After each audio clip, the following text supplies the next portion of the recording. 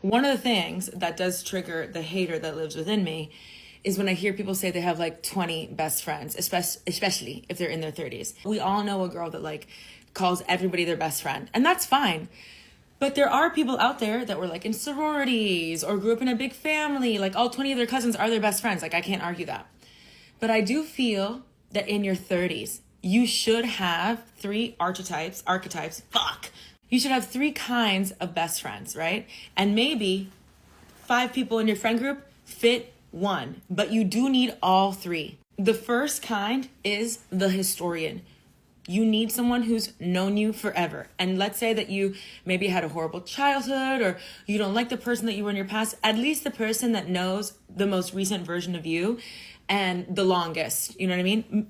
10 years, whatever, 5. But there is somebody that needs to like know your lore to a T. And I call that the historian. They remind you of where you've been and where you're going and where you are right now. They've seen you at your best and at your mess.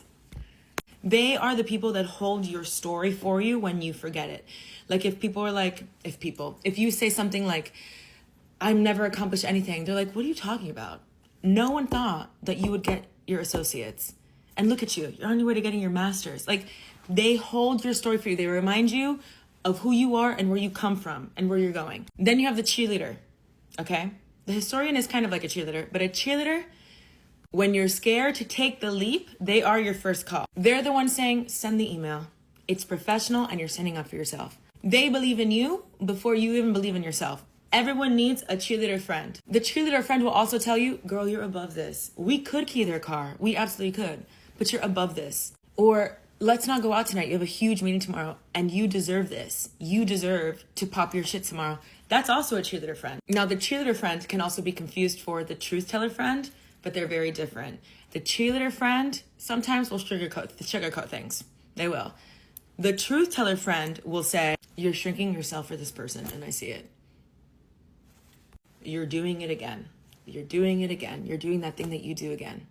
Think of kind of like a accountability, but with kindness, because I think that honesty without compassion is cruelty.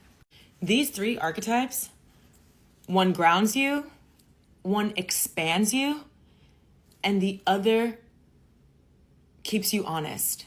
So look around, okay? Especially if you're a woman in her 30s, because that's that's all I've ever been, is a woman in my 30s.